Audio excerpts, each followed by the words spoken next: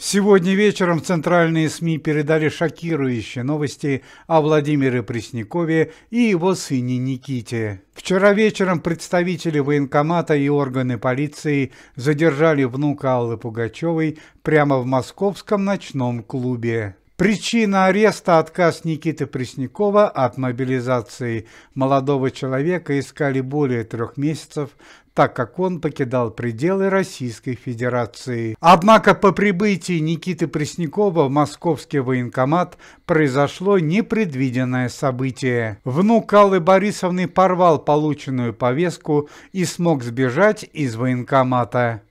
Поисками непутевого сына занимался лично Владимир Пресняков, и спустя несколько часов вместе с полицией молодой человек был доставлен обратно в военкомат.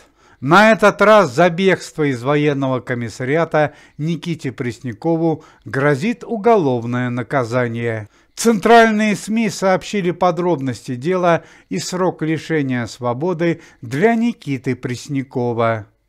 В отличие от своего героического брата Дэни Байсарова, который участвовал в спецоперации и даже получил тяжелое ранение, Никита Пресняков не горит желанием защищать родину и большее время проводит в Америке. За последний год внук Аллы Пугачевой успел вляпаться в колоссальные скандалы.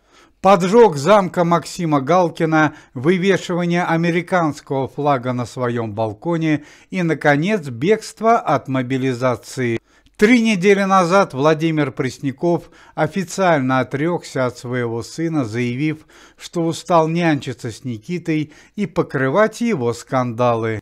Владимир Владимирович, который все свои гонорары отдает в фонд помощи детям Донбасса, прокомментировал это событие. «Я его таким не воспитывал. Где он такого набрался, мне неизвестно. Нянчиться с ним я больше не желаю. Парню 30 лет, своя голова должна быть на плечах». Узнав, что Никита снова попал в скандал и сбежал с военкомата, Владимир Пресняков осудил поступок сына и первым бросился на его поиски. Стало известно, что Никиту не поддержали в его поступке ни его супруга, ни теща, ни влиятельный тесть. Все это время молодой человек скрывался в квартире у одного из участников своей музыкальной группы. За отказ от мобилизации и бегство с военкомата внуку Аллы Борисовны грозит до 7,5 лет лишения свободы.